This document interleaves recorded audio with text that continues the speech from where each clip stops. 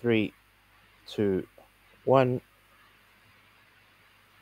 Hi, everybody. Welcome to this session where we're going to be talking to Anand Mecheri about how to demystify digital twins.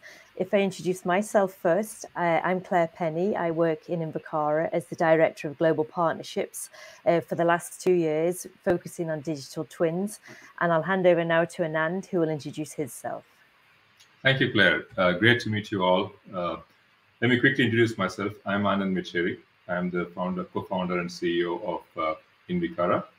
I've been in the smart buildings industry for about 25 plus years and last 8 years in the digital construction space. Look forward to sharing with you more today. Thanks, Anand.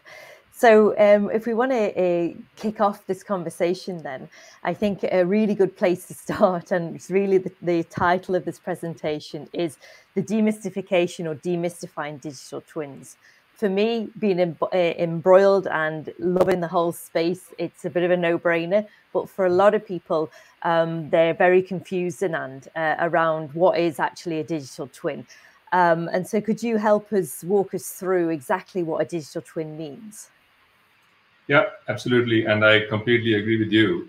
That's not an unusual reaction, right? So either people are super excited about the term digital twin, or they are perplexed or frustrated, or they just don't want to hear it.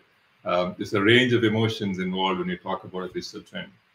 And there are good reasons for that. And let me try and articulate that as best as I can. I like to describe the term digital twin as something equivalent to the term asset. Okay, and as you all know, the term asset could mean many things. It could mean a physical asset, such as a building or a piece of equipment inside a building. It could be a vehicle. It could be anything physical, or it can be something financial. It could be goodwill. It could be cash. It could be receivables. It could be inventory. A whole range of different possibilities. So the term asset can mean just about anything. And imagine having a conversation where you're talking about, oh, I want an asset, or I'm able to provide an asset to you. We are experts in assets. So imagine that conversation, where it's going to go. Obviously, it wouldn't go too far, right? The same thing applies to the term digital twin. It can mean so many things to so many people. So, for example, you could have digital twins in the context of many different industry segments or domains. It could be digital twins in the healthcare space. It could be digital twins in the manufacturing space or supply chain and logistics. It could also be in the domain of built environment. So this is the first level challenge. Digital twins can mean many different domains. And then when you talk about the built environment, more specifically, you could be talking about buildings, and within buildings, you could be talking about various types of buildings, airports and healthcare facilities and higher education or residences or commercial buildings, or could be any kind of building, or it could be infrastructure assets. It could be road networks, rail networks. It could be water infrastructure, energy infrastructure. So when you talk about digital twins in the built environment, we could be talking about a vast range of asset classes. And then if you within any of these asset classes, you would have different use cases. So the use cases in an airport are going to be much richer than what you're going to have in a residential building, right? But they're different, and they're different too. There may be some common adjacencies and overlaps, but they're going to be business-driven requirements that can be very different across these types of buildings. So that's the problem that we are working with. So the fact that the term can mean so many things tends to confuse the conversation and diminish the value that somebody can perceive out of that conversation. Does that help? Yeah. Help to clarify? Yeah. Absolutely, yeah, and really we need to now expand on.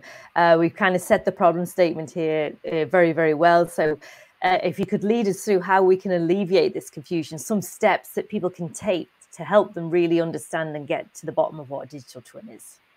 Yes, absolutely. So I think we as industry practitioners have a responsibility demystify, as the title of this talk goes, demystify this term. And to do that, we need to sort of practice a few things. Firstly, we need to recognize that the digital twin is a ubiquitous term, and we talked about why it's a ubiquitous term. And this needs to be properly articulated to the industry, to the market, to the clients, so they understand what a digital twin really is. And as a client, if you are requiring a solution, you should be also in a position to articulate what you're looking for, the type of asset, your business model. If you're a developer or a investor or an owner or an occupier, you could have different business models that have very different expectations. So you should be able to articulate what exactly are the use cases in the context of your business model. The second is, there tends to be, and this is something I've observed in many conversations, when you start talking about digital twins, there's a preconceived notion about it in the minds of the prospect, or even the minds of the other practitioners in the industry. And this comes from the expertise and experience they have, right? So everybody applies a lens from where they are seeing the world, and then it becomes difficult as well. So if we can keep ourselves open to recognizing that digital twins can mean many things, then I think the conversation gets better as well. The third thing is, we also have to recognize that digital twins can also be in the context of products that are fairly fixed. Products by definition mean somebody wrote a piece of software which has a certain structure or a data model. It has a certain set of workflows. It has a certain set of user experiences, and that's fairly rigid. So you can have a digital twin for a specific purpose that is very much a product. It's possible. But you could also have a digital twin that is highly composable, meaning you are able to compose a solution on a platform that can enable you or a client to create a solution that's fit for purpose, that's fitting a specific use case, a particular demand. And this could be across a wide range of possibilities. So let's talk about the built environment. You could be talking about use cases in planning, like in urban planning. It could be simulating urban livability. It could be and that requires information around the demographics, the phasing of a development, the economic data, and so on. So you could be looking at simulations. It could be livability, travel times, so on and so forth. So you could be talking about planning. You could be talking about applications in design validation. You could be talking about applications in construction management and executive decision making during construction programs, or it could be around operations. So it could have a number of use cases within each of these stages. So in order to do that, you may have to look at digital twins not as a software product that you can purchase from somebody. It is designed for something specific, but you could also be looking at it as a platform on which we can compose these things. So having that flexibility is important to keep in mind, that you can virtually start from a clean sheet of paper and describe the landscape that you want to address and create those solutions. And to do that, one has to think about the concept of digital twins in two adjacent concepts. So one is the concept of twinning. So the twinning essentially means that you're creating a world model, whatever is your world, as a first step. The twinning process essentially creates the digital representation of that physical thing. But that is something that can be leveraged for multiple solutions. And that's something which we would call, or I would call, twin-enabled solutions. So the process of twinning is about creating a world model. And once you have the world model, the goal is to use that world model to drive multiple solutions across different use cases. Take operations. During operations of an asset, you may have so many different use cases, such as asset management or maintenance management or workplace management. It could be comfort and health and creating healthy buildings. It could be sustainability, net zero carbon. You may have so many different use cases, but obviously a digital twin is valuable in each of these contexts. Are we going to go build a twin for every one of these implementations? No. The logical way to do it is to create the world model, twin that world once, and make it possible for that twin to be leveraged for various use cases. And we got to keep in mind that in this journey, as we are all on this journey, we will find that the digital twin enabled solutions are going to be touching operational business requirements. If it's a healthcare facility, how do I optimize patient care? What are the different drivers to optimize my utilization of my equipment? There could be so many different use cases that kind of intersect the physical world as well as the business and process information. So when we look at twinning as a separate concept from twin-enabled solutions, we suddenly clarify a lot of questions in people's minds as to how we can approach it. And lastly, we also have to recognize that twinning can be a distinct capability, right? And twin-enabled solutions could come from many different sources, like somebody who has expertise in business process management, or somebody's expertise in optimizing maintenance or sustainability or carbon. These capabilities could come from many different stakeholders. So whereas the process of twinning is engineering-led. So you are talking about gathering information about what has been built, how is it performing, and representing it in a data model, either based on a standardized ontology or in a customized way. So the expertise can be different, and we could see the industry evolving where we have engineering companies or construction companies focusing on the area of twinning, and you could have several other stakeholders coming in and providing services leveraging that world model. So those are the, if I were to summarize it as concepts that needs to be communicated in order to alleviate this confusion, they will be the top 5 I would think of, Claire. Brilliant. Thank you, Anand. Yeah, and a really good top 5 as well. Thank you. And as we're in the BIM Coordinators Summit, I guess we really need to bring this back now to the audience so that they can practically understand how BIM falls into digital twin and how that can be leveraged, from design construction into the operations phase, as you describe. If you could walk us through that, that'd be really useful, please. Yes, absolutely. So let's start with the foundation, right? The foundation, it's a bit of a cliche, but we have to start with the end in mind. So and this is not dissimilar to the recommendations under the ISO 19650 information management framework. So it is all about knowing what are the outcomes you want to achieve, or the client wants to achieve. We can call it organizational information requirements from an ISO terminology point of view. So starting with that high level requirements for outcomes, we can then distill down the use cases. Just to say that, I want to have a sustainable building or a net zero carbon building, or I want to be able to reduce my maintenance costs or have a healthy building. That's not enough. That's a great starting point. That's your outcome. And from that outcome, you could then create the specific use cases to achieve that outcome. That then leads to defining your asset information requirements, meaning what are the assets I care about, or what are the objects I care about, right? The objects can be equipment, systems, spaces, people, whatever it may be. And once we know that, we can then establish what information about those objects do we need in order to deliver those use cases. And that is the basis of creating an asset information requirement. And this is really important, because if you don't have this set up, our path to success is going to be very, very constrained, right? And it's also important that we don't need to know everything, right? It's about knowing what we know at this point to define that process of twinning.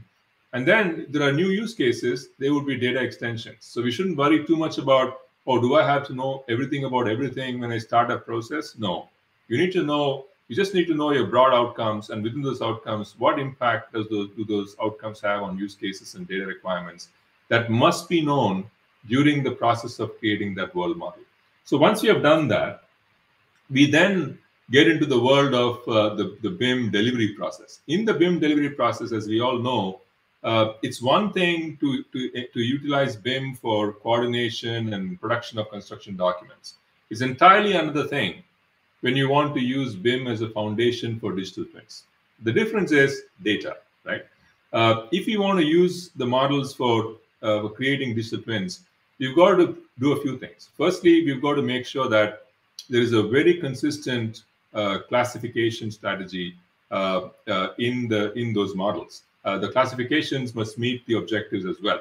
And I won't go into discussing classifications because it's one hell of a big topic. But I think all we need to really do is to recognize that classification is properly done.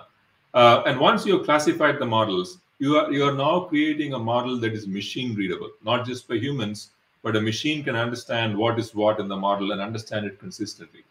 Then we can define the data parameters against those classes, right?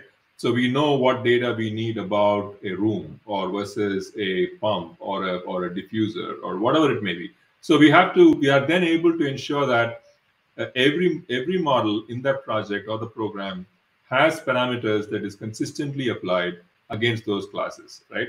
And then when the data is produced, you are then able to, you need to validate. Validation is really critical from a quality point of view because we all know garbage in is garbage out. So if you don't make sure that the data is validated, we have a problem. So within the BIM process, there needs to be a conscious intervention, a very deliberate set of actions that result in classified and data complete and data validated models, which then is a fantastic resource for creating a digital twin. What happens thereafter is the ability then to take the models and extract the data and graphics from those models into an extensible, flexible, and even expressive data model, right? This is not a BIM authoring tool anymore. The BIM authoring tool has provided us a great way to extract objects, their relationships, the graphical representations, some of the data describing those objects that needs to be in the model. All of that then comes into a platform, a digital twin platform that allows you to create an object-centric, not a model-centric, but an object-centric representation. If you see this, if I can refer to the slide, the centerpiece here is really the objects you care about, the assets, the systems, the spaces, or people. And then you relate those objects to data associated with it. And this data could have come from the model. It could be coming from Excel sheets, could be coming from a manufacturer's database. It could be documents. And those objects may have a representation, a 3D representation or a 2D representation, or it could have a representation on a GIS map. So you could have all of these different pieces of information connected together and explained or expressed through what you would call a knowledge graph. A knowledge graph is essentially a representation of what is the asset and how is the relationships between all of those assets, all of the components within that asset. So that is an outcome you would achieve to create a digital manual, so to say, of an asset that is being developed. It can be done for a new asset or an existing asset, but as one would suspect, for an existing asset, you wouldn't even try to create a very granular definition of everything. It would be a little bit higher level to make it practical. And once you have done that, you can extend this asset twin, which is really static data sets, to what we would call a performance twin.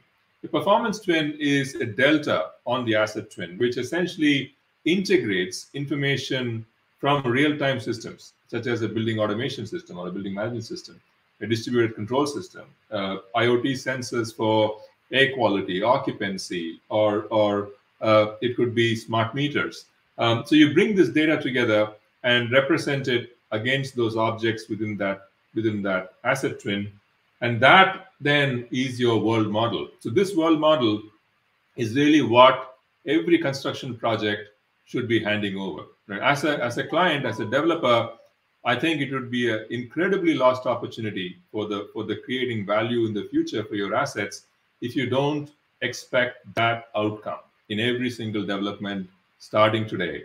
And it is also a great opportunity for industry practitioners to be handing over something like this. While industry, whether it's designers or construction companies, we are helping clients get phenomenally valuable assets today. What if those physical assets can also have a digital asset? And what if the handover is digital, as in this form? The benefit for the contractor, for example, would be a very elegant and efficient way to hand over the project, leaving a fantastic impression, and in fact, even stopping a whole bunch of RFIs coming well after the project is closed, making everybody's life easier. And for a client, this becomes the source of truth about their asset, whether it's for due diligence, for selling the asset, or for engaging with the prospective tenant, or for running the asset properly. So all of these different applications, whether we touched upon it, whether it is asset or maintenance management or carbon, net zero carbon implementation over the progressive days and months and years, or if it's about driving circularity and managing that circularity data, or driving a healthy building, any of these applications are really going to be benefiting from this twin that was delivered at handover, right? And those solutions can either be natively built on the platform on which you were delivered this twin or this world model, or they could be independent, off-the-shelf applications that can be interact with the twin and integrate with it. There are many possibilities in doing that. So that, in summary, Claire, is how I would explain the process of transforming BIM to a digital twin. That's absolutely amazing, Anand. Thank you so much. I think it's brilliant that we've acknowledged that there is confusion out there in the marketplace, and I think you did a good job in explaining that, and then giving us ways that we can alleviate this confusion, giving 5 clear points around, how we can, as an industry, move forward to deploy digital twins. And then finally, I dare anybody in the audience to not be excited about this. The fact that we're already doing BIM, that we already have this information in this state, and how, just like social media has completely changed everybody's lives, and just like Google Maps, like nobody buys a map anymore, just like these technologies have helped us in our personal lives, I dare anybody not to be excited to look at this and hear you speak and really want to get involved with digital twin, because it's really is the future as far as I'm concerned. And I think now we have time for questions. Oh, sorry, Anand, do you want to say something? No, spot on. I brilliantly concluded, Claire. Thank you. Yeah, thank you. And I think we have time now for some questions, if anybody has any. Okay.